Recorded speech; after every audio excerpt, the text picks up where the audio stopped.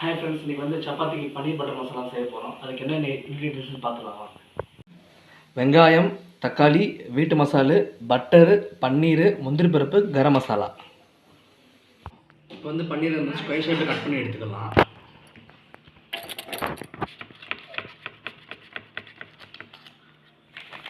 வேணுங்களும் cut பண்ணிக்கோங்க. Cut பண்ணி வச்சுட்டு இது நீங்கள் ஸ்கொயர் ஷேப்பில் பாக்ஸாக கட் பண்ணிட்டீங்கன்னா அழகாக இருக்கும்.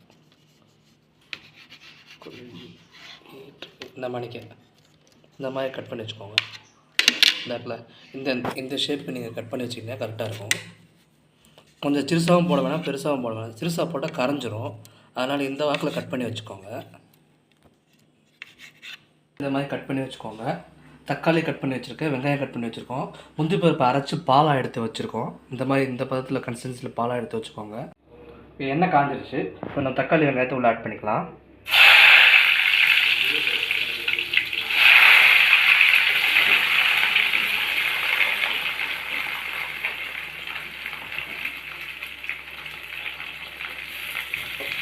இது வந்து வெங்காயம் வந்து நல்லா பொன்னிறமாக வரணும், தக்காளி நல்லா மசிஞ்சிடணும். அப்போ தான் நமக்கு அந்த டேஸ்ட் கொடுக்கும் கடைசியில். இது இப்போ நல்லா வதங்கிடுச்சு. இது கொஞ்சம் ஆற விட்டுருவோம். ஆறின உடனே நம்ம இது மிக்சியில் போட்டு அரைக்கணும். நம்ம இப்போ நம்ம பன்னீரை பொன்னிறமாக ஆறு வரைக்கும் நல்லா ஃப்ரை பண்ணி எடுத்துக்கலாம். தள்ளி போடுங்க. ஒட்டி போட்டால் ஒட்டிக்கிறோம். அதனால் கொஞ்சம் கேப் விட்டு போடுங்க. ஓகேங்களா?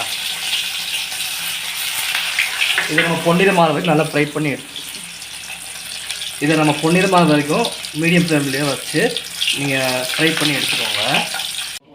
இதை இந்த மாதிரி பொன்னிறமாக நம்ம ஃப்ரை பண்ணி எடுத்துக்கணும். பன்னீரை பொரிச்சு எடுத்த எண்ணெயிலே கொஞ்சம் பட்டர் சேர்த்துக்கணும்.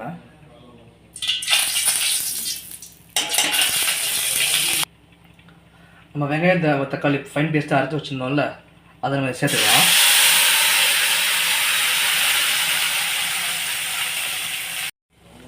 தேவையான அளவு உப்பு ஆட் பண்ணிக்கோங்க. அடுத்து வீட்டு மசாலா இருக்குது, அது ஒரு 1.5 டேபிள் ஸ்பூன் ஆட் பண்ணிக்கோங்க.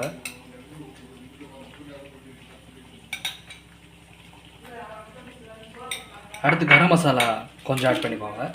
ஒரு 1/2 ஸ்பூன் இருந்தால் கூட போதும். இது நல்லா பச்சை வாசனை போகிற வரைக்கும் நல்லா குக் பண்ணிக்கோங்க. இப்போ பச்சை வாசனை நல்லா மடங்கிருச்சு. இப்போ வந்து நம்ம ஃப்ரை பண்ணி வச்சுருந்த பன்னீரில் ஆட் பண்ணிடலாம்.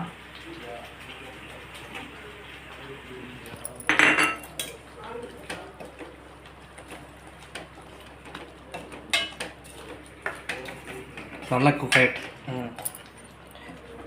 இப்போ நல்லா குக் பண்ணியிருப்போம். மசாலா வந்து அந்த பன்னீரோட ஒட்டணும்.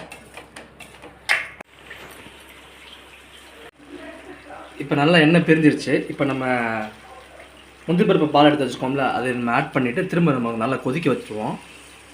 ஒரு இடத்துல ஊற்றாமல் நல்லா எல்லா இடமும் உள்ள மாதிரி ஊற்றிக்கோங்க.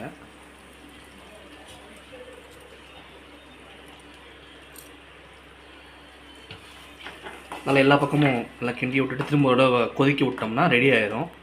சப்பாத்திக்கு செம்ம ஆப்டாக இருக்கும். நல்லா கொதிச்சிச்சு. இப்போ வந்து கொத்தமல்லியை தூவி விட்டு இறக்கி விட்டோம்னா பன்னீர் கிரேவி சப்பாத்திக்கு ரெடி. பன்னீர் ரெடி ஆகிடுச்சு. நான் சப்பாத்தி எடுத்து சாப்பிட்டு பார்க்கலாம் எப்படி இருக்குன்ட்டு.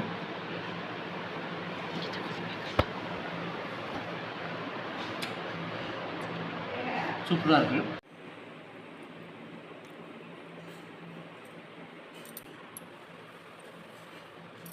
லைக் பண்ணுங்கள், ஷேர் பண்ணுங்கள், சப்ஸ்கிரைப் பண்ணுங்கள்.